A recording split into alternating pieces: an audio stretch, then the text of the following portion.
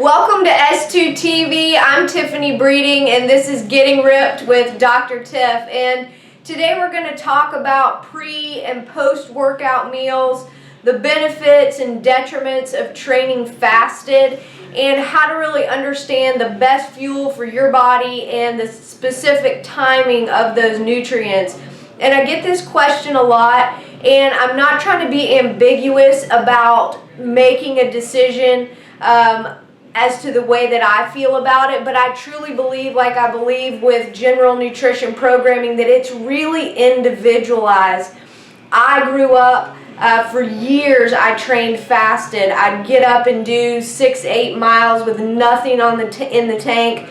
I survived. I didn't bonk out. My body was able to handle that level of training without seeing a performance detriment. Now, at the time I was doing that, I wasn't monitoring body composition. Was I going catabolic? Was I putting my muscle tissue at risk?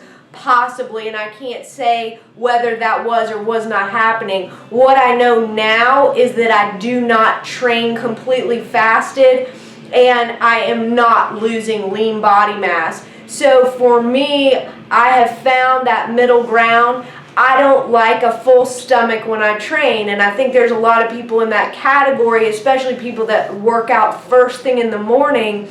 It's really difficult for them to put a lot of fuel in the tank, especially solid foods, and then go and hit it really hard in the gym without getting some kind of a digestive disruption during their session. So I understand that. The biggest problem with training fasted and the biggest concerns that we have for our clients is the potential of putting muscle and lean mass at risk, which we're working so hard to maintain. And so if we can do anything to offset that, we want to do that. So let's start first with those early morning exercisers, people that are getting up and they're already on the treadmill, in a spin class, or out on their bikes by 5:30, 6 in the morning. So again, in order to get up and eat a meal and digest it, you'd have to be up at 4 o'clock in the morning, and a lot of people just don't have the flexibility to do that.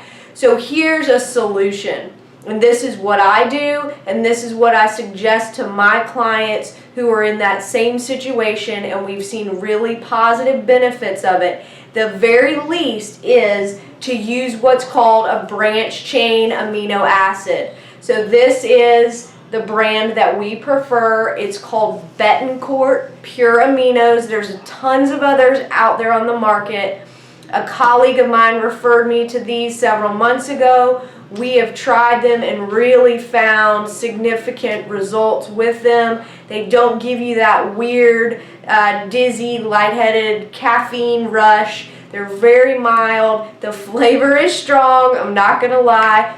Try starting with a half scoop. It's basically a powder.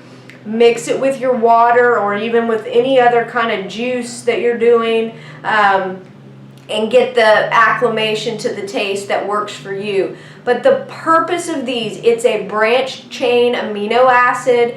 It is a straight protein supplement, so it might have a minimal amount of carbohydrate in it from the flavoring of it. But the bottom line is, if you're not going to put some solid fuel in the tank, this is at least going to offset the potential for catabolism by putting some amino acids into the bloodstream and really fueling that lean muscle with some protein, and also just offsetting fatigue. There's some benefits to cognitive function, focus, attention, recovery. I've had clients say they go for a 10-12 mile run, do the branch chains, and the next day they feel like they can go out and run another 6-8 miles. So there's lots of peripheral benefits. So again, this is not a meal supplement. This is not any kind of a creatine. It's just amino acids. So if you're not going to eat, then you at the very least need to be drinking and sipping on branch chains before and during your workout, and potentially even through the day. Up to a couple servings is the most I would do to start out with, if you wanted to do one during and then sip on one throughout the day. But give those a try. That again is for people that don't feel like they can eat, and they don't think they need any kind of actual carbohydrate content. Now let's switch gears. right? If you're somebody that's getting up and doing a high intensity or a long endurance type event early in the morning and you feel like that performance is suffering by not having some carbohydrate or glycogen load after a 6-8 hour fast from sleeping, then we need to talk about how much carbohydrate is optimal. The last thing we want to do is carb load. If you're looking at fat loss, let me preface this. If your goal is fat loss and not strictly performance, the last thing you want to do is load up your glycogen tanks and block your body's potential to utilize fat for fuel. Now, if all you're worried about is high performance, PRs, pushing your speed, your pace, your distance, then carbs are king. Don't even worry about it. Carb load, get the glycogen tanks full, and hit the road. But if you're looking at fat loss as a goal, then you need to be moderate with your carbs, and you need to find that line between enough carbs to help you push performance and maximize your output in a workout, but also not overdoing it to such a level that you got full glycogen tanks and you're not even working through those in the duration of your workout. So a couple options there. Number one, something like a Cliff Bar, okay, or a protein bar, okay. We like the Think Thin bars. Sorry, I'm having trouble here with the camera here. Right, both of these have a little carb, a little fat, a little protein. Now the Cliff Bar has about twice as many carbs as the Think Thin bar. So I would do half of the Cliff Bar. For women, I might even do half of the Pure Protein bar. From a macro breakdown, the goal is typically for men 20 to 25 grams of carb, 0 to 5 fat, 15 to 20 protein, and women very comparable, and there may not even be a difference. Again, I don't want to generalize men and women because some men need less than some women, but typically men are going to need a little bit more fuel in the tank pre-workout if it's a comparable intensity level.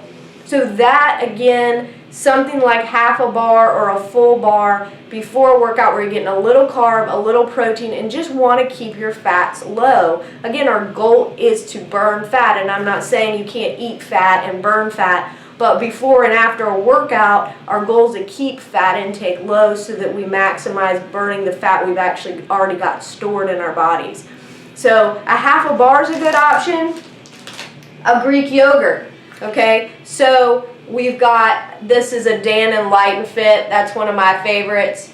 Okay, it's got 12 grams of protein, 0 fat, and about 9 carbs. Some have 8 depending on the flavor. So you've got a little protein, a little carb. You could even put a little granola in it, some dry cereal, a little bit of fruit if you want to bump the carbs up a little bit. But that gives you a nice balance. It's a mild food for your stomach, not super heavy. Some people the dairy might upset, so be careful with that.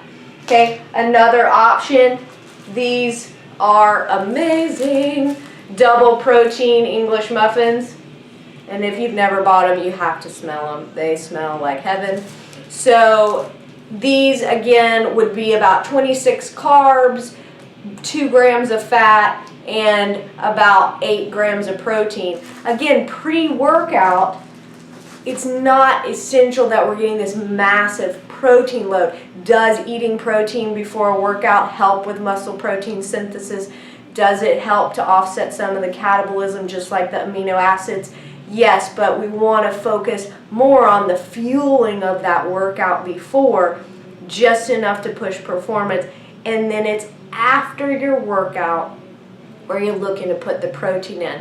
Now again, this depends on what time you're training, but we're talking about the morning exercisers right now. So if I'm going to do a small meal pre-workout, workout at 6, done at 7, and then I can eat my normal breakfast afterwards. So protein shouldn't be an issue with that. After that post-workout meal, you're having a good balance of carbs, fats, and proteins. Now, if you're working out at an odd time, let's say you're working out at 9 a.m., so you get up and you have your normal breakfast at 7, couple hours to digest, you work out at 9 o'clock and you're done at 10 and it's not time for lunch, this is where protein becomes essential. Again, you could do the branch chains there if you don't want a solid meal. But the key there is to get something in the tank within an hour, even 30 minutes of that workout, and then wait your 3 or 4 hours to have your meal. If you're not going to have a full, whole food, balanced meal within an hour of training, you need to get some protein in the tank. Again, could be a protein bar that I showed you. It could be the Greek yogurt that I showed you. It could be something like a muscle milk. Right? This is a muscle milk light. Sell them in bulk at Costco. They're on our Amazon page. 20 grams of protein, 7 fat, 2 or 3 grams of fat, or excuse me, 7 carbs, 2 or 3 grams of fat. And then this is just the good old liquid egg whites. Stir in a little salt and pepper, salsa, veggies, throw in a little bit of cheese. All protein right there. Again, post-workout, minimal carbs to help your body continue to deplete glycogen, but putting protein in to help offset muscle loss, promote recovery, offset soreness, breakdown, etc. So, big rule of thumb. If you're training first thing in the morning, that's really the primary population that has to think about training fasted and the detriments. If you're training in the evening, most likely you've already had 2 or 3 meals. So that pre and post workout become a little less important except for that post workout protein, again, depending on the time.